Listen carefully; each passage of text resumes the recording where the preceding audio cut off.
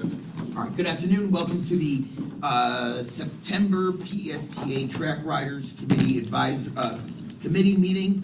I'm glad to see so many of us here in person, as well as our members that are attending via Zoom. Before we go forward with a call of attendance, I need to ask the people in the room for a motion to allow those members via Zoom, permission to vote in this meeting. So do I have a motion to accept that? Motion. Okay, we have a motion and a second. Yeah, that's good. All right. Okay, all in favor of allowing our members on Zoom a permission to vote in this meeting, say aye. Aye. Any opposed? Okay, there we go. So we can get started with the meeting. All right, let's quickly do an attendance check and make sure everybody is here. Roman is here. I don't see Jay. Is Jay on Zoom? Okay. Elizabeth Holden. Here. Kim is here.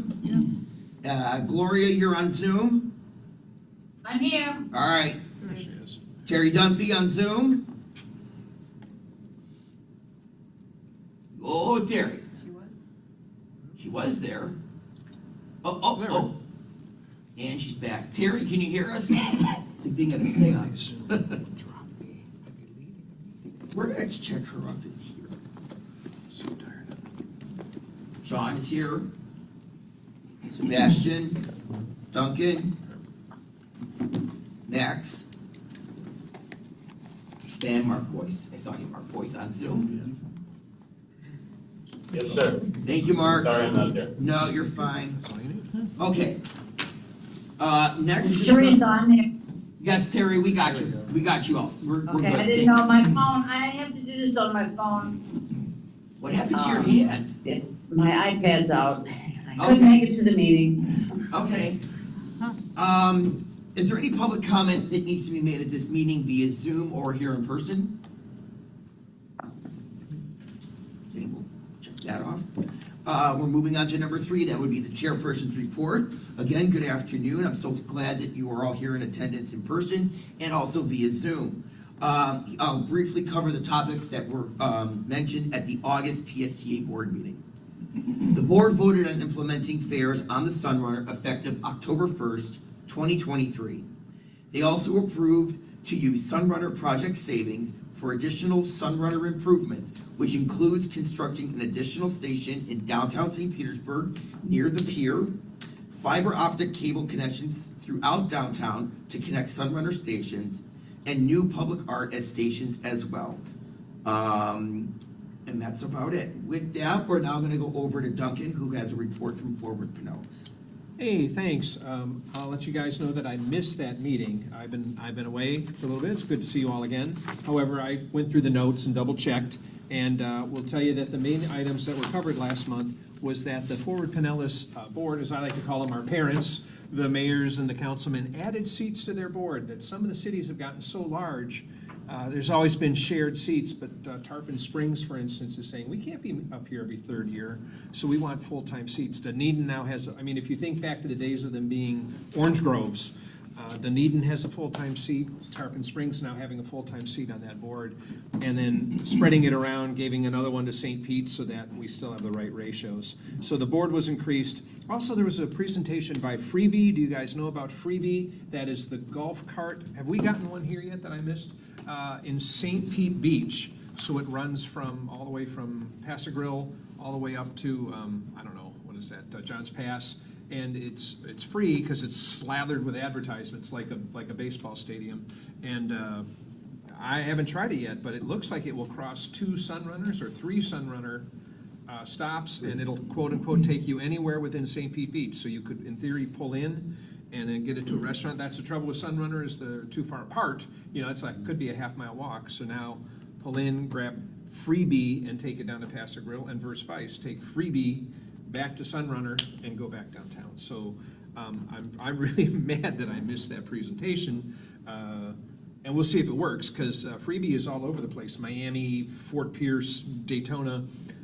It's interesting how far, it's like anything that's free.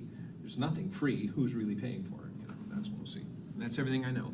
If I can add one more thing, I'm being asked on the CAC side to move up into either chairing or being very busy with them, it would be very convenient for me to relinquish the TRAC CAC seat by the time January rolls around. So if we can have someone step up and take the TRAC CAC chair, I'm going to be much more busy on that side.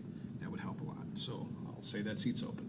Okay, thank you for letting us know. We'll probably be addressing that when we get to bylaws. All right, with that, we're now gonna move into action items. We actually get to vote on things at this meeting. First, we need to approve the minutes from the meetings that occurred via Zoom, which would be June, July, and August of 2023. Do I have a motion to accept the minutes as they are? Motion from Sean, second from Roman. Do we have any comments about the minutes for those summer months of June, July, and August?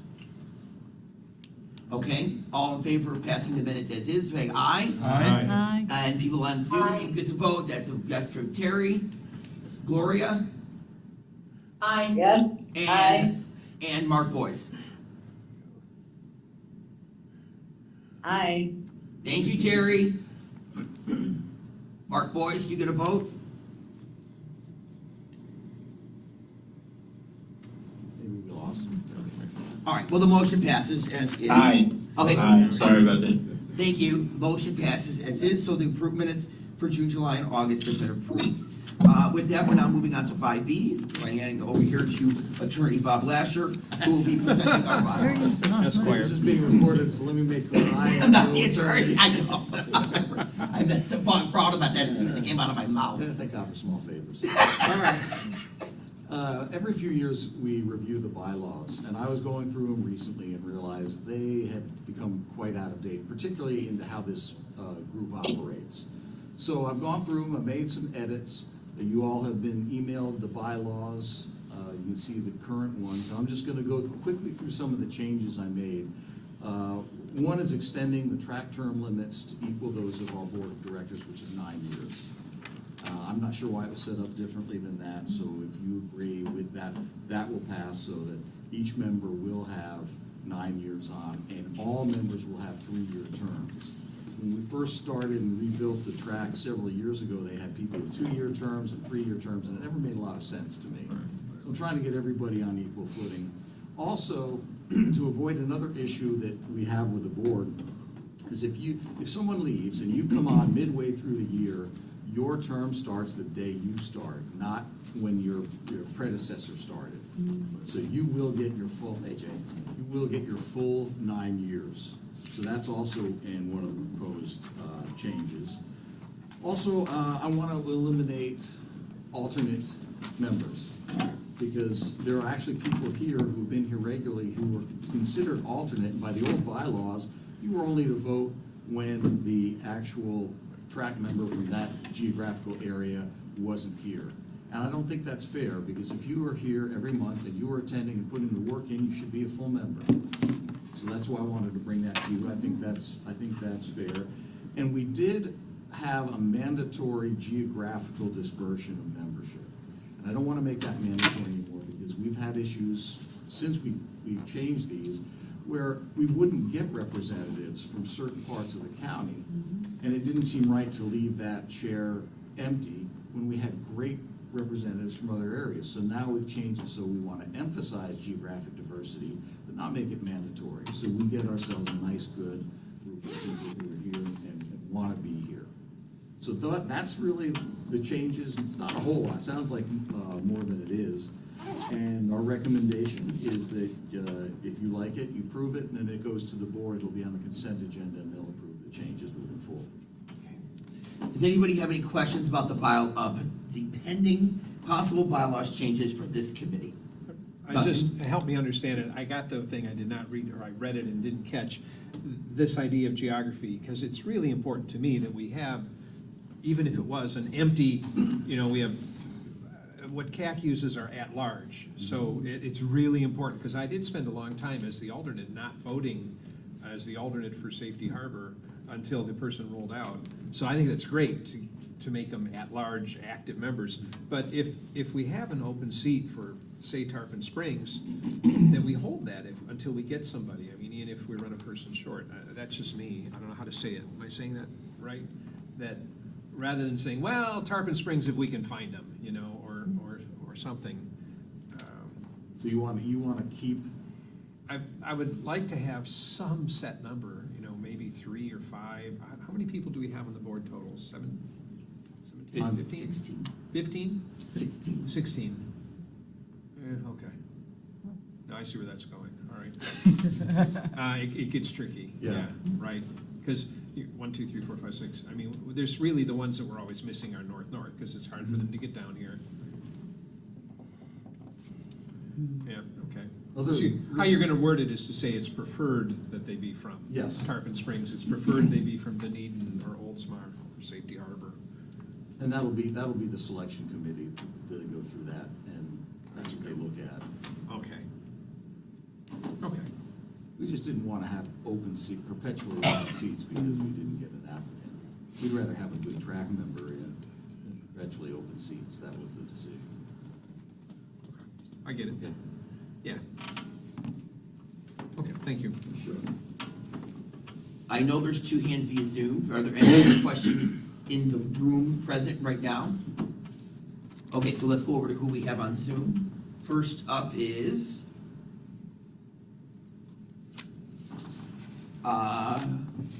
there's 2 hands, I can't see who the second one. I see Gloria's hand. But Gloria, we'll go to you first, and then we'll see, Max Johnson is here. He's not as a participant, though. So let's go to Gloria first, if possible. Okay. Oh, hi, Gloria. Along with the issue of filling by region, I know we always have trouble getting our full complement, or we regularly have trouble getting our full complement. And I'm a huge supporter of the fact that we need to have fresh people coming in. By the same token, there are some of us who are absolutely dedicated to what we're doing. There have been several of us who've been off and on, and then have been allowed to refresh. Is that 9-year thing a forever 9-year thing, or is it the kind of thing where, again, if you're off for a while, I mean, I can't imagine, but I've been a TRAC member for a long time because I believe in PSTA, and I'm regularly, I think, contributing, and I would hate to see some of us who are long-timers be sort of excluded forever after having served. Good question, Gloria. No, we have not changed that. It's still, after your 9 years, you're just off for 6 months, and then you can reapply. Okay, thank you. Thank you. Well, You get a 6-month vacation, Gloria. I had a 1-year vacation in between before, and I liked that, but I loved coming back as well, so. and it's because of people like you and Kim and Elizabeth and Duncan and others who've done that before that we kept it in. Good, thank you. You've proven that it works. And Makes thank sense. you for being gluttons for punishment. Yeah. Let's go to Max. I believe he had a question.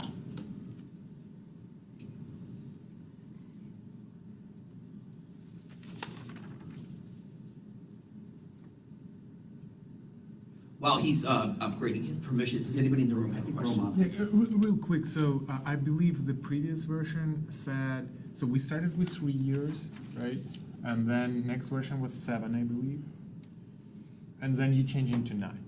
I don't remember if there was a 7. I knew it was a 3, but yeah, it's either 6, depending upon when people started, it was either gonna be 6 or 7, because people had different terms, which I also found odd. Right, So everyone now had different. everybody's got 3 year terms by 3, so that's 9 years total consecutive. And then at 9 years, if you're off for 6 months, you can come back.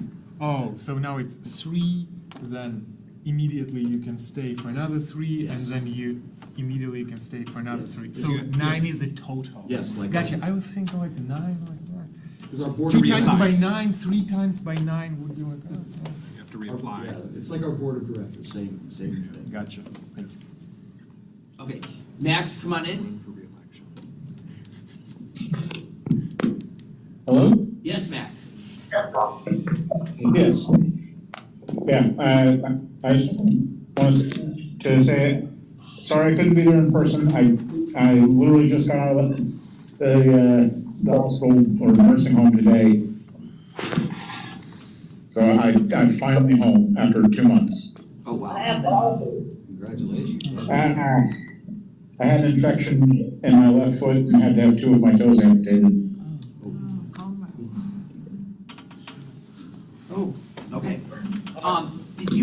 Thanks. Yeah, did you want to make a comment in regards to the bylaws? I don't have anything to say about the bylaws at the moment. Okay, that's fine, no problem, but thank you for letting us know that you're home and that you're safe. Okay, do we have any more comments either in the room or on Zoom that pertain to the bylaw updates? Okay, at this moment, then I'll take a motion. If anybody would like to make a motion to approve the bylaws with the updates. Jay first, Sebastian seconds. Okay, we'll vote. All in favor of updating the bylaws as proposed, say aye. Aye. And opposed? Aye. The second wave of, the second wave of voting. Anybody opposed? Okay, so the motion passes and we'll go to the consent agenda for the September board meeting. Okay, we're on now to our informational items, and first we're gonna hear from Safety, Security, and Training Awards from Theo. How you guys doing? Nice to see you again. Good to see you.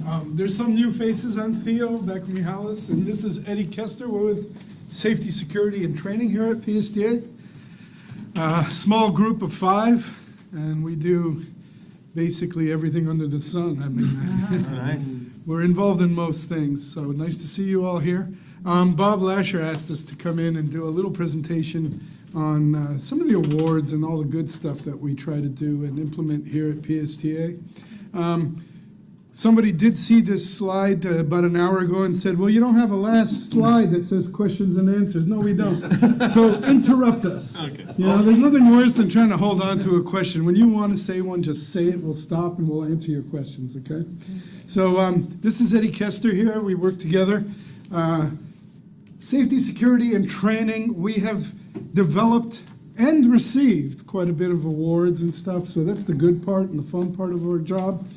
Do we have a clicker? Yeah. Oh, there it is. So, one of the things that we do, it's one of the biggest things we do, is we have developed over 25 years now, I think, about that we have a driver of the quarter. Okay, so every 3 months, we have a very strict, we say no miss outs, meaning if a driver doesn't show up to work, no call, no show, that we consider as a miss out. So you must have a clean attendance record of no miss outs and no more than one occurrence. The nature of the beast is we can't have an empty bus. Drivers must show up to work. So attendance is crucial. And so if you miss a day of work, even if you've notified us, it could be for a real reason. I mean, even a doctor's appointment, not a doctor's appointment, but you're sick. You do get what we call an occurrence on your file, meaning that something occurred and you need to show up to work. Mind you, they're not as grave as a miss out, which is no call, no show. So in order to get even up on the list for driver of the quarter, you must have no more than one occurrence in that 3-month period. Okay, so mind you, you'll see how that list from 400 and so drivers dwindles down to very, very few people. There should be no disciplinary action whatsoever on your record, meaning there is no write-ups, management didn't have to call you in, and there's no problems there. And of course, no preventable accidents. We don't hold it against anyone when you have an accident that was not preventable. In the safety world, we don't look at liability. It's not like, did the police officer give you a ticket, or is this your fault? It is, could you have done anything to prevent this, even if it was not your fault? We hold our drivers to a much higher standard. And so if you have a preventable collision, then you can't be on this list. And lastly is no valid complaints. Okay, we do get an array of complaints. We investigate all of them. And if a complaint is found to be valid, then you're not on this list. So you see how this list will dwindle down to nothing. Once we have a list every 3 months, we'll print it out. We have a committee that gets together. We look at everything from seniority, how long were they with us, do they do anything on the side for the community, how they get along with their peers, and we come down to our driver of the year, driver of the quarter. Presently, we have Mr. Johnny Huggins, who is our driver of the quarter. And if you go downstairs to the lobby, you'll see there are nice pictures. That's where we took these from. And in the driver's area, they're also up on the wall. So we'll have 4 driver of the quarters every year. And at the end of the year, we pick from those 4 and we choose our driver of the year. Driver of the year is very prestigious, very difficult to get. Okay, mind you, we're picking out of a crew of 400 and there's only 1 per year. So you can imagine it is an honor to get it. These are the drivers that we use for any special events, driving VIPs around, marketing stuff. You will see our driver of the quarters and driver of the year is usually driving the buses and transporting these people around. So amongst other events, we have our Safe Driver Awards. So every month, the safety department looks at your preventable accidents. And if you are clean for 1 year, you will have a 1-year safety award. If you have an accident that's preventable, you miss out on that year and then pick it up the following year. And so if you can see this is just a typical list from June of 23. We have driver the safety award for 1 year of safe driving, and they receive a pin and a certificate. The pin they could wear while they're working. They put them on, and you'll see some drivers just have an array of pins on their shirts. All the way up to Mr. Paul Kirkland here, who has been here much longer than I have, who has 31 years of safe driving. That is incredible for driving a bus. I mean, that would mean he did not do anything that was a preventable accident, including clipping a mirror, in 31 years. So that is a feat in itself. So these go out every single month, and we put them up in big posters, and people are very proud. On the 3rd year, we actually give them a patch, and they can put it on their shoulder, and it'll say Safe Driver. And it just keeps going from there. So if you do see a bus operator, he has a Safe Driver patch, and now you know where it comes from. We do have our Million Miles Club, and we have not updated this since COVID, and it's on our threshold to update. So you're going to see a lot more names. There's a plaque in the driver's room, and basically when our drivers get to 1 million miles, they get put up on this plaque. And it's a feat because remember, this is not truck driving where you're doing hundreds and hundreds of miles every day. So it takes a while to get up on this. And we also put out certificates of commendation. So when things happen sporadically and one of our drivers has gone above and beyond, we don't hesitate to commend them for their actions, whether they went above and beyond to help somebody cross the street, which we have had, or they block the road because a pedestrian has been hit and they turn the bus sideways, block the road so nobody runs this person over. So we have had events. You can't put this stuff on paper, people. We deal with real life and real people. So a lot of things happen out there, and we do commend our drivers for stuff of that nature. The funnest thing we do is our yearly rodeo. Yeah. So you are all welcome, by the way, when we do have a rodeo, and Bob, I'm sure you kind of push it out. Our rodeo, a lot of spectators will see it as a company picnic. We'll have food, we'll have music, and it is fun. But for the operators, it is a serious competition, okay? We all do local rodeos, and in the last 4 or 5 years, we have partnered with Pasco, Hart, Sarasota, Manatee, and we do a regional rodeo. It helps a little bit because every agency will take their turn, and we'll rotate it, and we let everyone compete. We don't compete the drivers company to company, so they compete within their own company. And we have trophies. It's fun when we buy these trophies because you usually come to my office and on the table you'll see like about 16 trophies, but they haven't been given out yet. So we place 1st, 2nd, and 3rd. The rodeo is a slalom course, very, very difficult to do. I have never won a rodeo. I have competed in them. And it's very humbling because after years of driving, you start thinking, I'm a pretty good driver. And then you get on this rodeo and it's like, I don't know how to drive this thing. So it's very competitive, but very fun. I urge you all to come. Next year, it is scheduled to be in Manatee at NCAT. And we will be there competing. So even though it's hosted somewhere else, PSTA shows up. We are involved in preparing the courses, and every company works together and makes it happen. So these are some of the fun things we do. On a state level, the FPTA, the Florida Public Transportation Agency, actually puts out quite a few awards that we have been part of. They have a Operator of the Year award, which is this one right here. So basically, transit agencies can nominate their best drivers. There is a committee that meets every year out in Vero Beach. I actually sit on that committee, and we nominate, we look at all the nominations, and we really nitpick, and we pick the state driver of the year. And that is not. Beach?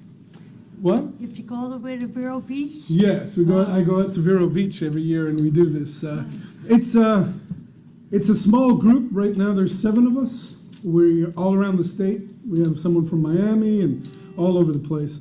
And we, most of us are safety people that look at accidents, investigate things all the time.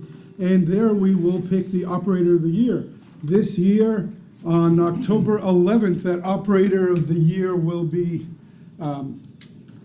celebrated at the FPTA conference.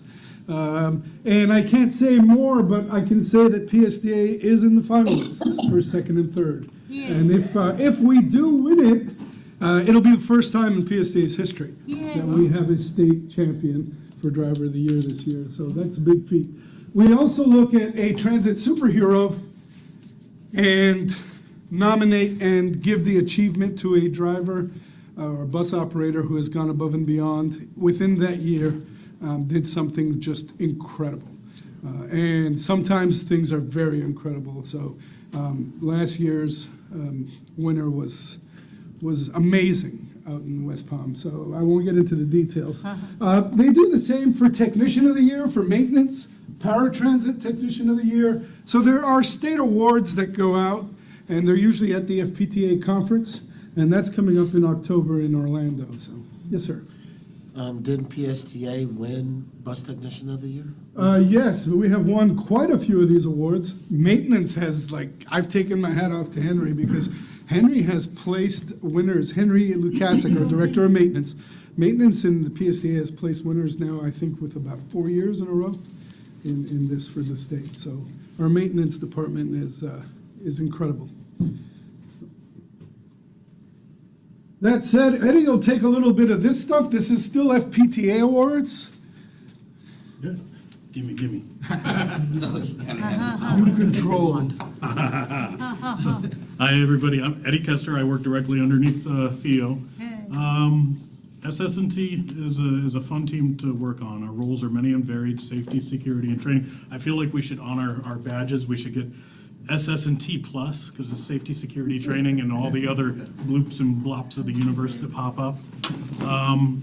On the team, there's 5 of us. We complement each other very well. We've been doing this a long time together. I kind of feel the role of team nerd. So generally what that means is Theo comes and he's like, Eddie, we need a plan revision. Eddie, where are you? Or James Bradford needs a report. Eddie. Or, we have a presentation for the TRAC committee. Eddie, where are you? So I enjoy throwing myself into those roles a little bit. One of the things that we're really proud of that was fun to work on is there's a need. We're under a requirement. All transit agencies have a requirement to have a robust safety management system, SMS, have system safety program plans, have a security program plan, and to have a PTASP written. And a big part of that is to have a means of finding out what are our challenges, what are we seeing out there in the universe, what can we do to address those challenges, what kind of patterns are there where we can hone in, and then measuring our successes as we mitigate things that we see, those challenges. What are our successes in measuring them? So what we did, what the FPTA, the state of Florida, recognized as a solution for medium-sized and smaller transit agencies, is we actually worked with our IT department to create an in-house database. And with this tool, we're able to catalog every incident, give it a code, give it a meaning, keep track of it, and it doesn't just get filed away and put in a drawer. We we gather all relevant data, latitudes, longitudes, buses, drivers, conditions, weather, like all of this. And then we have the means to export it quickly. So, hey, how many incidences do we have while the bus is turning left? Give me 2 minutes. We can figure it out. We can put it on a map and find those areas where patterns are unfolding, and hey, do a little root cause analyses so that we can make improvements for safety, for security, for people's comfort and well-being. So we produce a lot of really, really cool reports, and in 2016 it caught the eye of the FPTA, and it said, you know what, this is really neat, and this is a cool solution for a lot of concerns. Hey, you know what, we have to have an SMS program. How do we administer that? FPTA says, this is neat. Everybody, take a look, hit up PSTA, ask them how that happened. So that was actually, we made this work, and it became a lot more work because everyone started asking, how does this work? Can you let us know? And that was a really neat time. So what are some of the products that we create? Hey, you know what? Reports, charts, graphs, maps. I have a thing for maps. I really love maps. I have them hanging up on my wall. But on our maps, we can map out all sorts of things. You know, a collision, a slip, trip, fall. And if there's a corner, if there's a street corner where we see the same thing happening, you know what? Maybe there's an environmental concern. Maybe there's something that we can reach out to our partners in the community, that we can make an improvement to this area and make enhancements. Let's see. Another program that we got recognition for was on the training end. Training is the most fun thing that we do. Hopping in a bus and driving along with, a question? Yeah, Go for it. it's an odd question just because I'm coming from a different place, but you must be getting reports, and I presume most problems are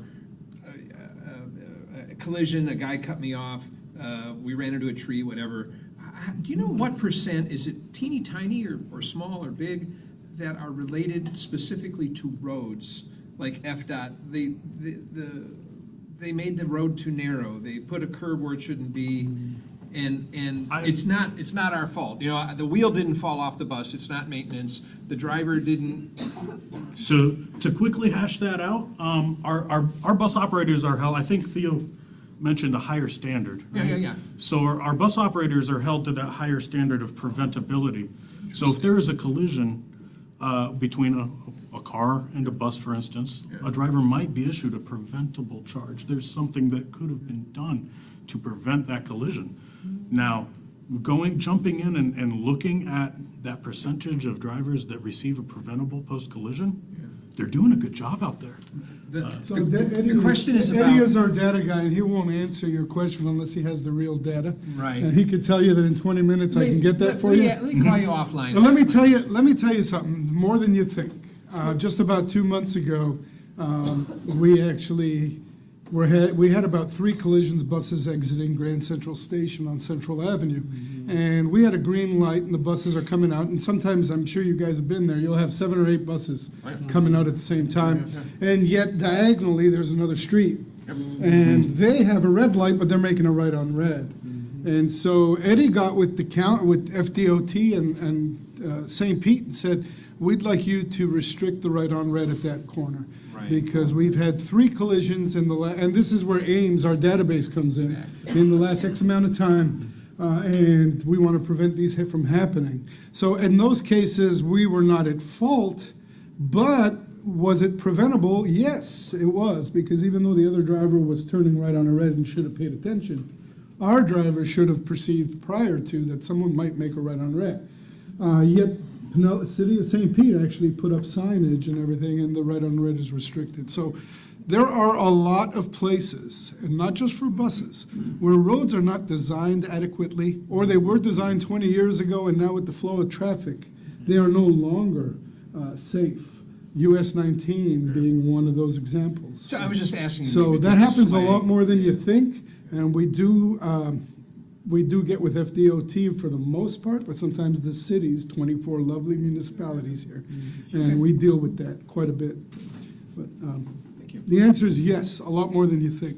And I'm glad to hear that you got a feedback loop. That's what I was most interested in, was you answered it. What happens next was you get on the horn with whoever. Okay, Yep. thank you. Measuring results on the back end.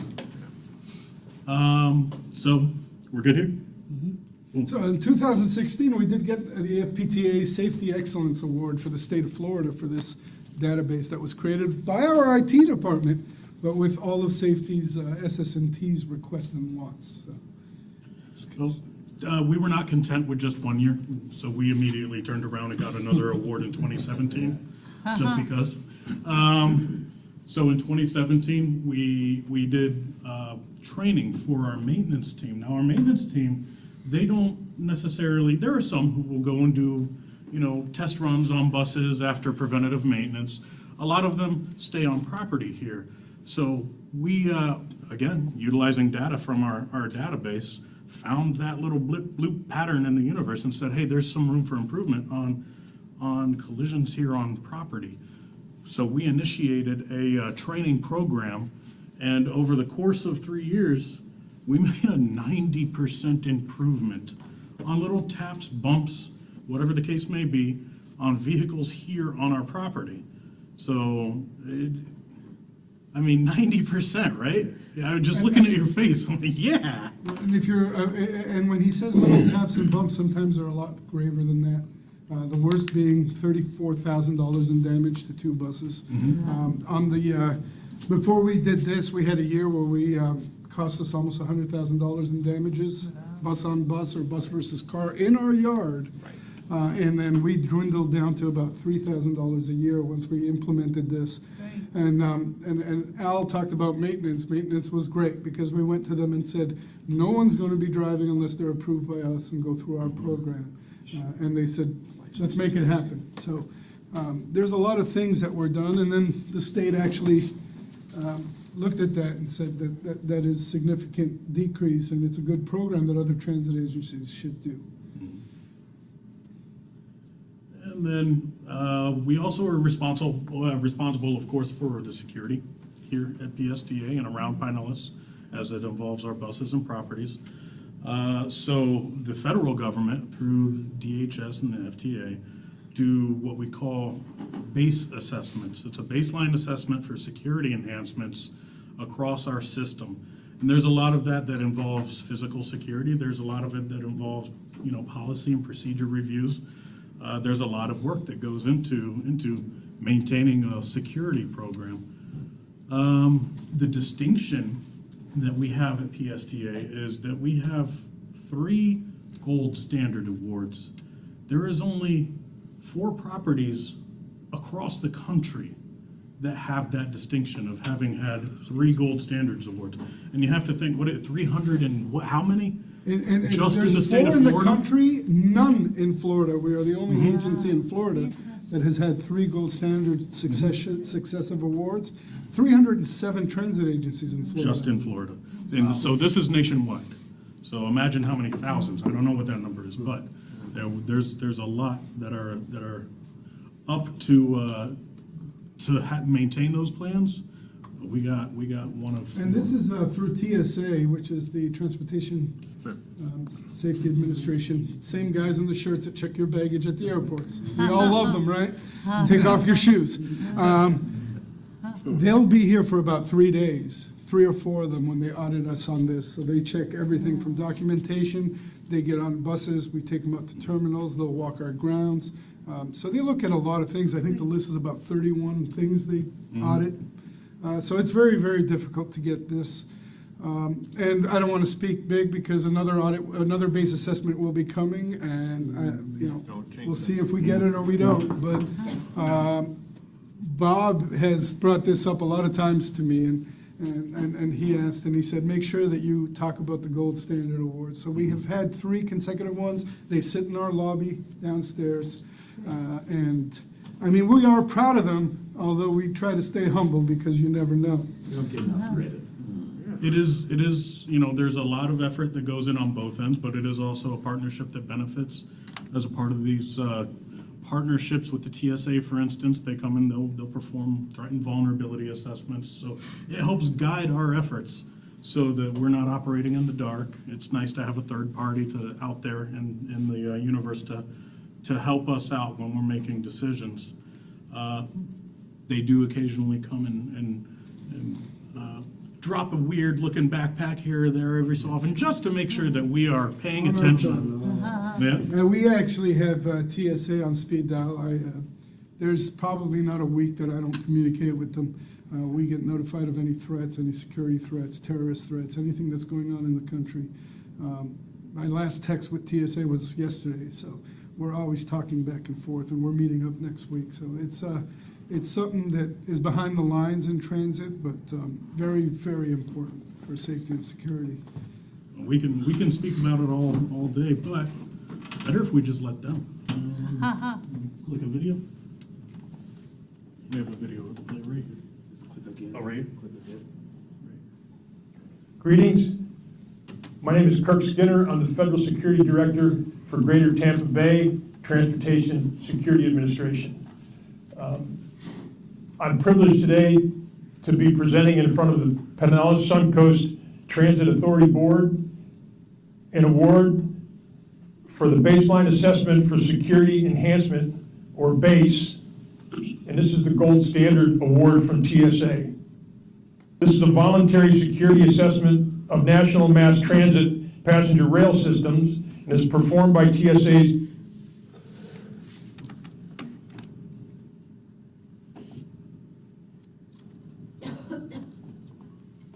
Let it go.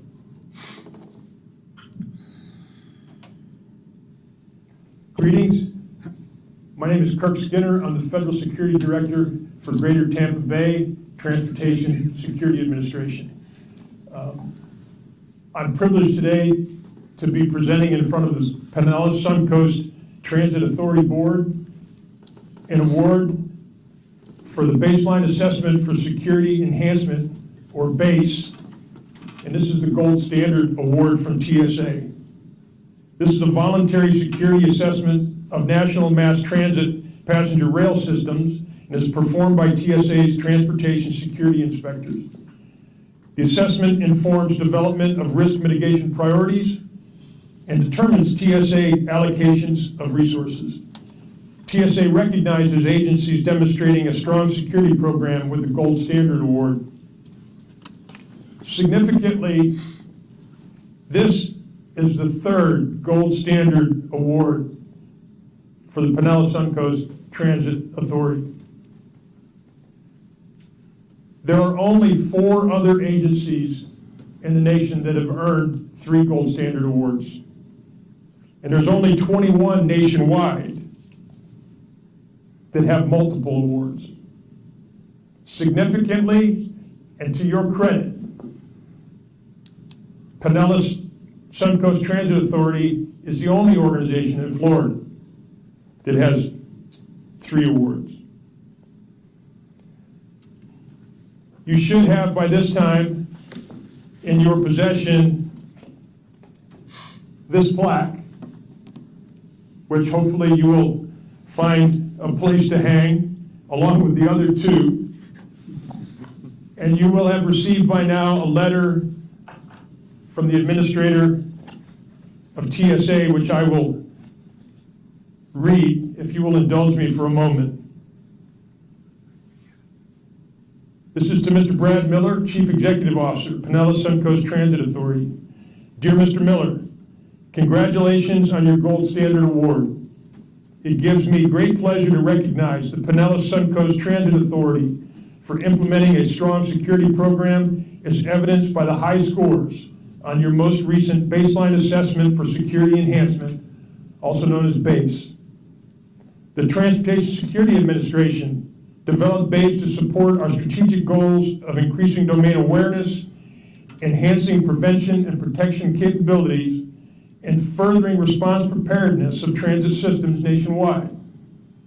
BASE is a comprehensive review of your security program focusing on 17 categories identified by the transit community as fundamental for a sound transit security system. Your system attained high scores across all categories. We consider this caliber performance as deserving of special attention. I commend you and your organization for the commitment and hard work this level of achievement requires, and I wish you continued success in maintaining these high standards of security. Sincerely, David P. Pekoski, Administrator. My apologies for not doing this in person. COVID-19 has changed the way that we all work, the way we all communicate. I'm hopeful that you will recognize the significance of this award. My compliance staff and I congratulate you once again on such a tremendous achievement. I look forward to having this opportunity again next year. I suspect that Pinellas County holds itself to a very high standard and that the authority will once again get a base award next year. I'm already predicting that. So once again, congratulations, and I wish you all the best. Thank you. So we are proud of that, and wanted to share it with you in these times of budget cuts and all kinds of other issues. There's some good that does happen, so. That's it. Any questions, anything? I have a question, but I'm not sure I'm talking to the right person about it. You folks involved with transients on the bus? Yes. Okay. I read somewhere that the Sunrunner is eliminating cash fares. Sunrunner was never designed to have cash fares. It's a cashless system. So it was never designed to have them, so we're not eliminating them. We used to be free, and now we're implementing the fare after almost a year that it's been on the road. So there'll be no fare cash boxes on the Sunrunner? Correct. There never have been. Okay. The reason why I'm asking you that, I live on the beach, okay? We have a problem with the homeless. I'm not trying to be a hard guy, but I know that the sheriff was out there, spoke to the board of trustees about the homeless population in St. Pete Beach, and they were making a home out of the Sunrunner. We also have this problem on the beach trolley. Now, when I walked in here today, there was a guy downstairs that they have a problem with. And yet they continue to allow him, he was filing a complaint that a beach trolley driver wouldn't let him on the bus. This guy has no belt on, his shorts fall down on the bus, which is not a very pleasant sight for the tourists out there who are spending a lot of money to see this. Why is he allowed to continue riding the bus? He has already got a trespass warning over at on Park Street, okay? As he's talking, I'm finding out that not only does he run the beach trolley, he's on a 62, he's on the 67. In other words, he's riding the buses all day. And the drivers know who he is. And I know who you're talking about. Supervisors today. What's that? He spoke to 2 supervisors today. Yes, they were part of my division. This is, So in answer to your question, one, there's a homeless problem across the whole country, not just St. Pete Beach, not just Pinellas County. Transit agencies are doing everything they can in their power. We are an open public system, and the definition of such is that we don't discriminate or refuse people unless they're a real safety or security risk to themselves or to others. We have aligned with all the police agencies, with the sheriff. I personally was at the sheriff's office talking to Mr. Gulcheri about this. And this is something that we're working on diligently. We've taken an incredible amount of steps to help the situation. We can't just discriminate against people and say, you can ride, you can't ride, because the definition of homeless is that you don't have a civic address. It's much different from someone who is, a threatening or a safety or security concern. But we've heard all the issues, we've heard all the things, and we're actually taking a lot of steps and more to come regarding the people that are being or bothering people or a safety or security risk on the buses, or hanging around or living in shelters of some sort. It's something that we deal with, if not daily, hourly. And proof of that is you know, when this gentleman showed up in the lobby this afternoon, there were two people down there immediately to talk to him and to you know, resolve his issues. This man, yes, we've had some issues with him in the past, and we have trespassed him. Even trespasses don't last forever by law. So there are a lot of civil laws, civil rights, and other issues. It's also legal issues. You just can't deny everybody that you just don't like. Okay, so just so my edification, there will be no cash fares accepted on the Sunrunner. There never have been, it's not designed to be such, and there will not be a cash box on the Sunrunner. Okay. Hold on. This is a conversation that we're having right now about safety and the training of our staff. Questions about the Sunrunner gonna have to wait until we get to member comments. Well, it wasn't about the Sunrunner, it's about the safety Okay. issue. You just answered my question. Okay. Just make sure we're staying on topic with the questions that we're Sure. focusing on. Absolutely. Okay. I think Gloria or other people have questions, because I see a 1 in the chat box, and I also saw somebody had their hand up. So if we could bring that up, please.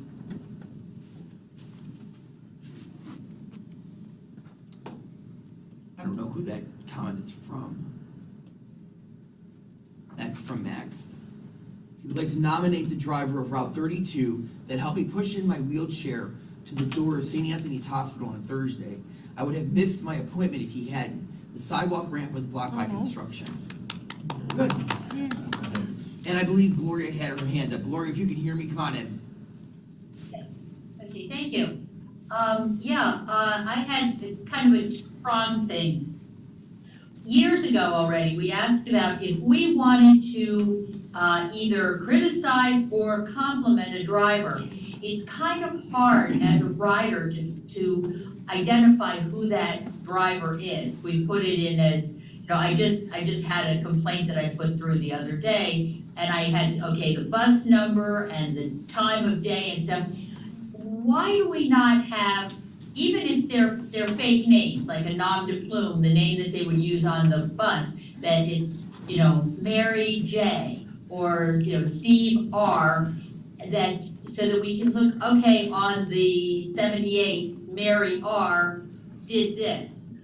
You know, kind of, why do we not have that type of a system where the drivers' names are somehow available to the riders? So if you give us the bus number and the date, that's all we need. Every single bus is, a driver is assigned to it. And sometimes we don't even get that. So if you gave us that, I assure you, we know exactly who it is. The drivers all have an ID badge, and their name is on that ID badge. But we don't publicize their names, just put it right out there for a lot of security issues and security risks that we have had in the past. Remember, we deal with tens of thousands of people a day. Not everybody is of a good mind to not harass or bother public employees sometimes. But they all have IDs on them with their name. The date and bus number and time is you just gave us a fingerprint of the driver, and we know exactly who's on what bus.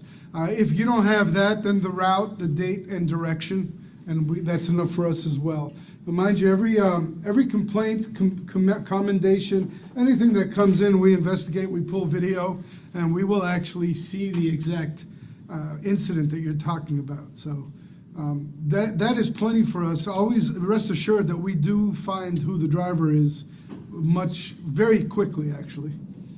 A suggestion of Thank that I saw something done on a different bus route company that might be on the other side of the bay, is the screens on the top that say, like, you know, the next stop that's coming up, they have a scroll that goes across it, and it says, want to compliment your driver, mention operator number, and it gives it, it's a number. Instead of that, so I'll there's pass that not on. associated with Yeah, it. I'll pass that on. We don't have that scrolling right now, but I'll pass that on. Okay. That would be good. And then the other piece I wanted to say, because we are, especially we as TRAC members, but we're out on the buses all the time, and we are more attuned to sending information. Do you ever use any kind of, like, the equivalent of mystery shopper or mystery riders that, you know, that people that are out checking on the drivers from a customer's perspective, so that you have a sense of how the drivers are responding to the passengers? The quick answer is yes. We've done that many, many times, and we still run campaigns of such here and there. Okay, thank you. Yep. That's all. Duncan? It dawned on me, both with the question about the unruly passenger or about leaving a complaint. I know those buses have 5 or 6 cameras per bus. There must be a bazillion hours of video. So if I said a guy insulted me or the driver hit somebody and he hit it, you have that video. How long do you keep that video and then? Once there's an incident, forever. Roger, okay. And then how do you know, like, how long do you have until it gets purged? Is it going in the cloud? Is it if 30 we- days or? Once we have investigated something, we keep it forever. It will never be I deleted. know, I get that, but. Once we have not, it's way over a month, well over a month. Sure, So 'cause we have there's- ample time to It's find just, it. there'd be so much. And this is the department that does that. So Right. there's 5 of us, and that's one of the things we do daily, is So when there's investigate. someone, an unruly customer, you have the video of them acting crazy, and you can trespass them off of that. You can't trespass off a video, but we work with law Got enforcement it. every day. Okay. I could tell you, we have like anywhere from 2 to 15 police officers in our offices every single day almost. Sure.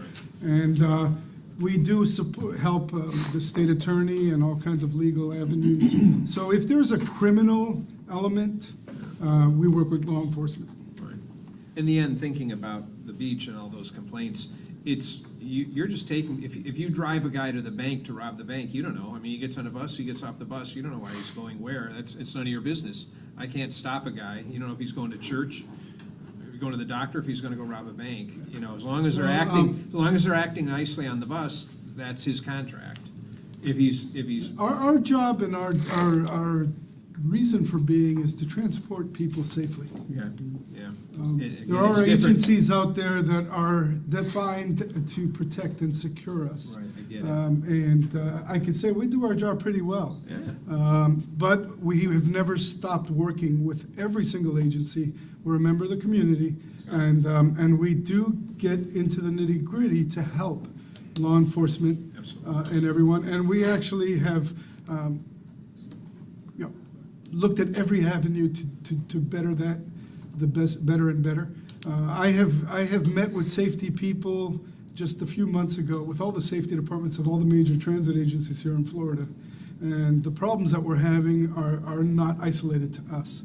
And a lot of them were really actually looking at the things we do and saying, hey, that's something we could implement. So we're always getting ideas. We're always seeing what we can do. The problem of transients and stuff is everywhere. It's the whole country. It's a community issue and a social issue. Right. But we are part of that. We take responsibility for as much as we can handle and we can do. And believe me when I say we are doing it. We are actually allocating more and more funding towards it as well, because it's not cheap to deal Thank you. with all this. Thanks for the good work. Thank you. And I heard your comments very loud, clearly, so don't think it didn't go hurt. I'm sorry. How do you resolve this problem? He is not the only person, okay? I mean, it's prevalent out there on the beach. Well, putting the Sunrunner aside, the beach trolley has more than its share, that the drivers have the responsibility of whether a guy gets on a bus or he doesn't get on a bus. Just so happens Sunday morning was on a beach trolley, okay? There were 2 of them trying to get on there. The driver did her best to keep them from coming onto the bus, but they insisted that they get a free ride, okay? And she acquiesced to them because she wanted to start a riot, okay, or have a safety issue. So she let them on. But I ride the beach trolley a fair amount of time, and I see that they kowtow to these homeless people. Can we stop? And I understand the safety Can we issue. stop? Can we stop? Because I'm getting really frustrated with the constant harassing of everything we're doing about the homeless people. Like, homeless people exist because of societal ills. It is not PSCA's fault. It is not the bus driver's fault. And if houseless people need to ride the bus for free, let them ride the bus for free. We give away free fares to tourists all the time, as we discussed 2 meetings ago. So I have no issues with anyone. But you already know I want transit to be free for everybody, period. But I know we can't do that right now because it's not in our budget. But like, let's stop haranguing about houseless people riding the bus for free. It's a political discussion that will experienced the go same on thing with a couple forever. today. Yes, so we're You gonna. might want to take control of the meeting Yes. on, but, Additionally, I want to remind everybody that when we're making comments to staff, which is. That's fine. No, that's expected, fine. We shouldn't be saying, on September 23rd, at this time, at this bus stop, no, that's something that's done Right. off the record. Exactly. This is publicly recorded. Exactly. Specifics, talk about with staff off the record. General, wide-ranging conversations can be had on a recorded line like this. Remember, you are recorded. Okay. With that, thank you very much. We Appreciate you guys taking having your me. time to come in. Always a pleasure, always a pleasure. And any one of you can reach out to me at any time, and we can have a discussion of some kind if you need to, so. Thank you. Yep, thank you. Actually, I did have a question. I got so distracted. I apologize. What benefits do the bus drivers get for being driver of the quarter or driver of the year? Good question. So they actually get 2 days off paid, they get a hefty bonus, they get a parking spot if you're for the quarter for 3 months, if you're for the driver for the year. It is the 2 favorite parking spots right by the elevator down here. Okay. And then they get to take part in all the VIP events, which they're paid for when they do. So it's a lot of it's a lot of benefits. Okay. A lot of and they get their picture up on the wall and the recognition of their peers. So. Okay. Can I Good give question. a quick shout out? Our current driver of the quarter, Mr. Johnny Huggins, was a mentor to me when I started driving about 15 years ago. So I have a really nice relationship with this man. He has empathy, he has style, he has class. He's just a Not the seriously nanny. I'll say it's not easy to get those recognitions. It really isn't. Yes, sir. I've got a question for Eddie. Yeah. Remember who the driver of the year was in 2005? Oh, for crying out loud, man. He's standing right there. Oh my God. Representative Theo, 2005 driver. Thank you. Okay. All And right, Mr. again, Bob Lasher got Fox 13 to do a piece that I will always appreciate and respect, and I had my family on TV, and I was on TV, and I appreciate that. Wow, thank Hey, you. you deserve it. That was a long time ago, though. Yes. I'm a used to could. We had hair then. Was that when you had hair? Oh my I God. did have hair, it was past my shoulders. We both had hair then. wow. Wow. Appreciate it, guys. Thank you. I received an email, I don't know if this person is here to present from Forward Pinellas, Chelsea from. No, she's gonna come next month. Next month, okay. She had a family issue, couldn't make it. Okay. All right, so let's move into, the member comment section, and then we'll go to other business. I've started, and I would suggest others kind of do this too. When I'm out and I see ideas about what would make the system better as a whole, not, again, going through specific incidents, but as a whole, I just start taking notes on my app, because I don't know about you, my ability to remember things is terrible. And, you know, that's what happens when you approach 29, you know, it's gonna. There you go. So, the things I see, and I tried to do it more like, because I'm a South St. Pete person, so what do I see in St. Pete? I really think that if we went to a completely cashless system across the board, it would speed up getting people on the bus. Because that is the other thing that holds up, like especially my Route 14, is they're sitting there and they're putting in quarters, or, oh, it's rejected, or, yeah, and they know that if they sit there long enough, the bus driver's just gonna be, okay, just go.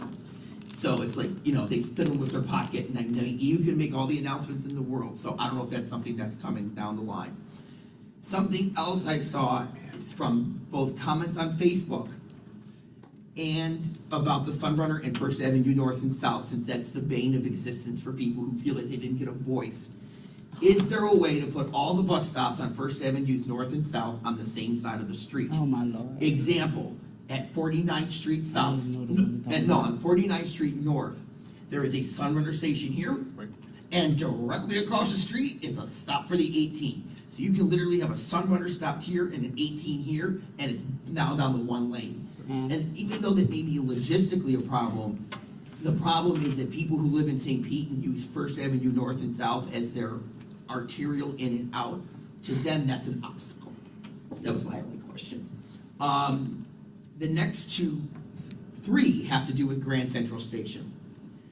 Is it possible to alter Route 9 so that it doesn't loop downtown St. Petersburg twice? It comes down 9th Ave, Martin Luther King, and when it gets to 5th Avenue, it goes straight, goes all the way around downtown, then into Grand Central. It leaves Grand Central, goes out, all the way around downtown, and then starts going north. That's like an extra 20 minutes that could be taken off of that route. Also, okay, I'm sorry, I will make this quick, I promise. You're doing great. I think that maybe we need to look at where the buses stop at Grand Central Station. Example, some of those buses come in and have to do a whole circle to get to their stop, and then do another whole circle to get back out. Also, when they leave Grand Central, and then what was mentioned here earlier, they come out to the traffic light, and a bus that has to go back to 31st Street, instead of making a right, makes a left. Now is in the left-hand turn lane at 34th and Central. Now has to make a left-hand turn again and occupy that little left-hand turn lane at 34th and First Avenue South. Crazy. Nightmare for traffic. And I'm going back to the Duncan Kovar thing. If we want to be attractive to other riders, having a big old 52 bus there, stopping the left-hand turn for the whole world, not good. Is it any way to update the Flamingo app so that we can use our cards on the app? And then last one. When you say our cards, what do you mean? PSTA, the track riders, we have to use a physical card. We can't upload our cards to the Flamingo app. That was an issue a couple years ago. And the last one, because I work over there and I'm always gonna be a fan for it. Is there a way, if they eliminate the 58, to do some kind of like heart flex, or a shuttle that could get people from the Caroline area over here to the Blay-by so they can then get on a bus? I'm done. And thank you for indulging me. As I'm losing my voice, yes, I was screaming for the Bills earlier this week. Hi, Heather Sobush, I see you raised your hand. Hey. Hi. I just wanted to, I didn't know if anyone had a chance to watch the public hearing last week, but I'll just give you a quick update because you mentioned Route 58. The board asked us to retain routes 58, 32, and 5. So that's just the latest update. And then next week at our board meeting, we have our second public hearing on the budget, and a couple of service reductions are still included in that. Okay, thank you. That was literally one of my questions about the route updates. Because if I remember from that meeting, they still wanted to cut the Caroline loop from the 58, even if we kept the Route 58. Correct. Yeah. Yes. Do we have an update? Because I know that we're still trying to find the money. We're finding some other ways within the budget to make up those, make up the difference from keeping those. It's always a work in progress. Yeah, we think we're gonna do it. We think we'll get there. Good.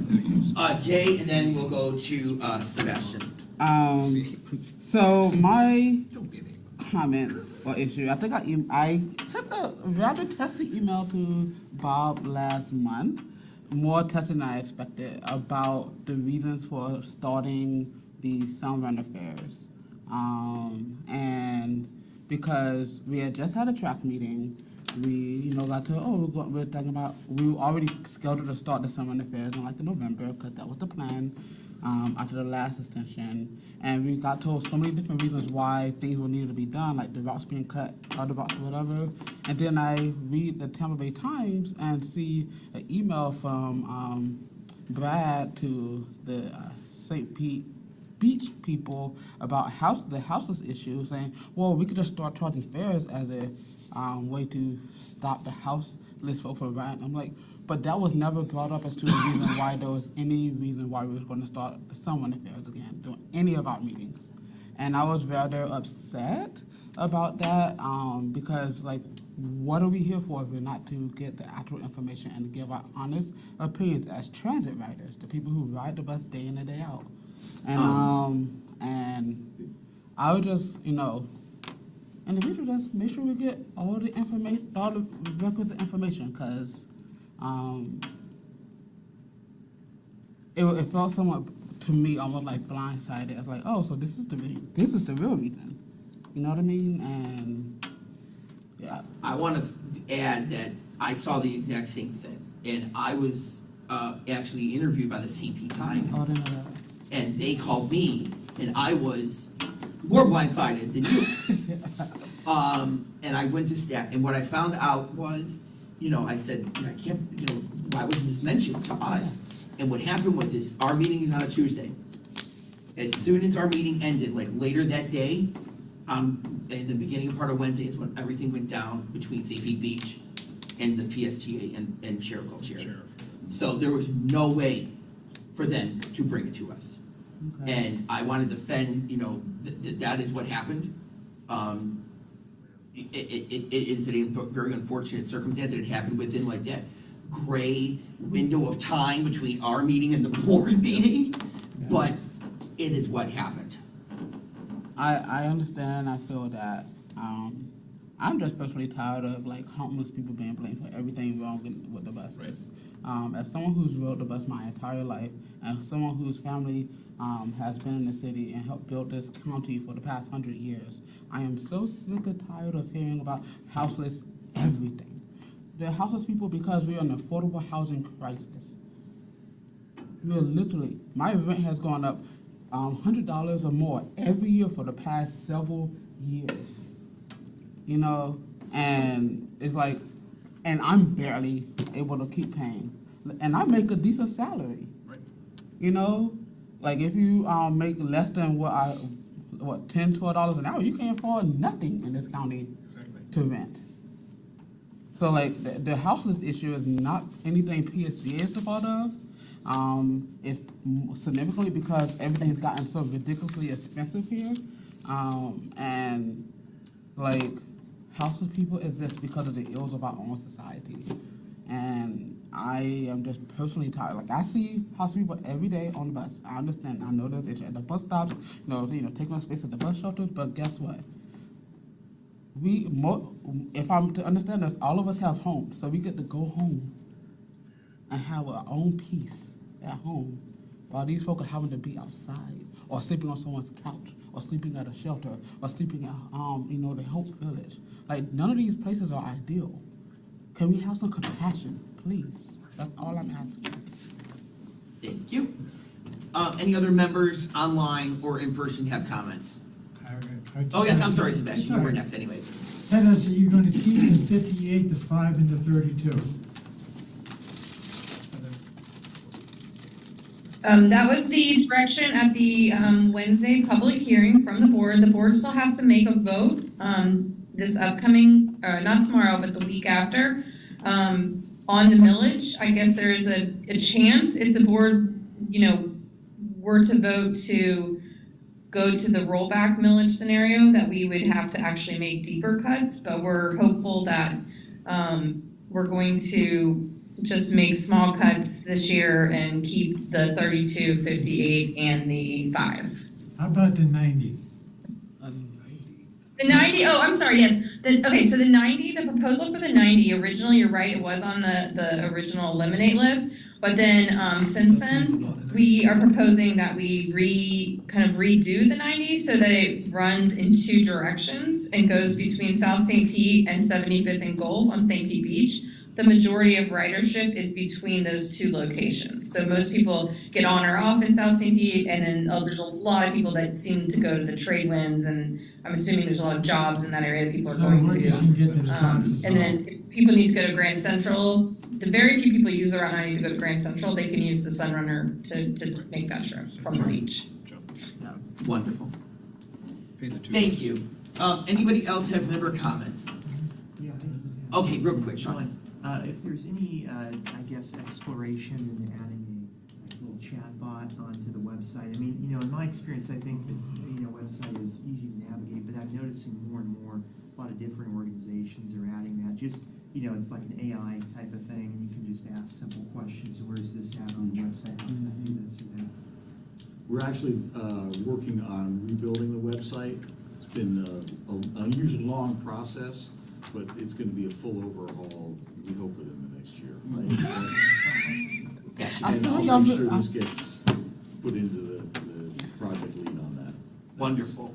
That's a great idea. Okay, when we move into other business, I had 2 items.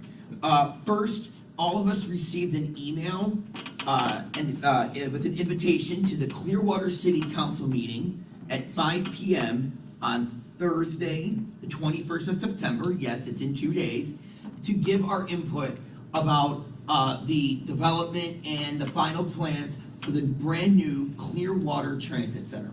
And I think it's wonderful that we're being invited and asked to be part of the ground. We were essential in getting that funding, and now they want us to be a part of how it's gonna look and how it's gonna work. So go have your voice heard. I unfortunately can't be there due to work. Is this an open house, or is this? It's an open house. Okay. But there's also in that email a link to our webpage that has a forum and all of the drawings and renderings, so you can look at them there, and then you can give us feedback there if you want. Wonderful.